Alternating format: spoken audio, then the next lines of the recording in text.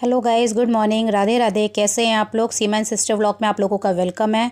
और आज मैं बच्चों से रिलेटेड जो 1 मंथ के बच्चे होते हैं, तो आज उसी से रिलेटेड मैं आप लोगों को कुछ बातें बताऊंगी, जानकारी।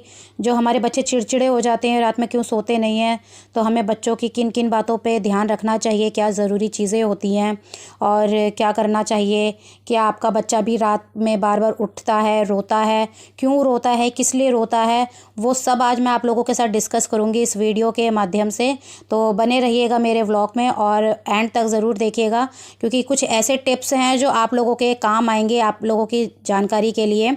जो नई मदर्स बनी हैं उन लोगों के लिए भी बहुत हेल्पफुल रहेगा कि उनका बच्चा क्यों रोता है, क्यों नहीं रोता है। तो इससे आप लोग जानेंगे कि अपने बच्चे की आप कैसे केयर करें, कैसे नहीं करें।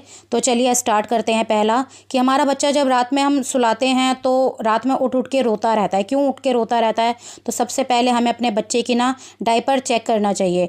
और वैसे तो हमें ना सुबह से लेकर, जो हम कई बार मौसम ख़राब होता है तो हम कई बार अपने क्या करते हैं, बच्चों को ना डायपर पहना के रखते हैं, तो 24 घंटे के लिए हम लोग छोड़ देते हैं। तो ऐसा नहीं करना है बिल्कुल भी। आपको हर 3 घंटे में अपने बच्चे का डायपर चेक करना है, कि ये देखना है कि मतलब कहीं आप अगर 3 घंटे में भी ना करो ना, तो 2 घंटे में तो करो ही करो कि बच्चा रो क्यों रहा है। एक बार डायपर चेक ज़रूर करो। आप 2 घंटे का भी इंतज़ार मत करो कि हमारा बच्चा रो क्यों रहा है।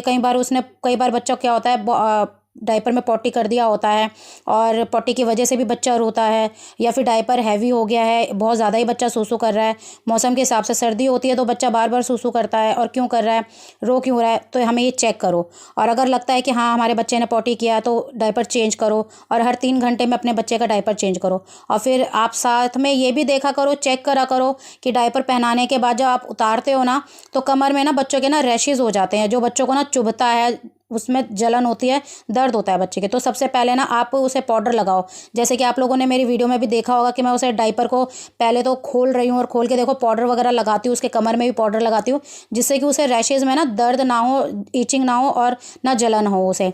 तो इसी तरीके से आप भी अपने बच्चे को करो। और फिर दूसरा जो है, आप उसे ना पेट भर के दूध पिलाओ। अगर बच्चा, कई बार क्या होता है ना, हम मालिश कर देते हैं, मालिश करने के बाद ना एकदम से बच्चा सो जाता है, तो जैसे ही वो सोता भी है ना, तो भी उसे उठाओ और उठा के उसे फीड कराओ, और फीड कराने के बाद फिर उसे फिर सुला दो बेशक। और रात में जितनी बार भी उठता है उतनी बार आप उसे फीड कराओ, और आप अपने पेट में भी लेकर आप सो सकते हो अगर वो रोता है तो।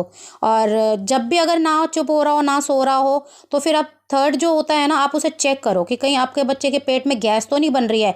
कई बार क्या होता है ना, बच्चा कई बार एक दिन में पॉटी नहीं करता है, 2 दिन दूसरे दिन पॉटी करता है बच्चा, तो इसलिए ना कई बार पेट में दर्द हो जाता है। और जो हम मदर्स होती हैं ना, बच्चा हमारे दूध में ही डिपेंड करता है, क्योंकि हम ही फीड कराते हैं उसे। और हम जो खाते हैं, जो मतलब उल्टा सीधा कई बार हम लोग, ऐसा होता है मदर्स नहीं सोचती हैं, हम लोग खा लेती हैं। तो वो हमें बहुत ज़रूरी होता है कि बच्चों को देखना, क्योंकि जो हम खाते हैं ना वो बच्चे के ऊपर होता है, क्योंकि फीड पे होता है, और वो बच्चे की फिर पेट में दर्द होता है। अब हमारे तो क्या है, हम खा लेंगे, हमें कुछ नहीं होगा, पर बच्चा परेशान हो जाता है इसी चीज़ के लिए।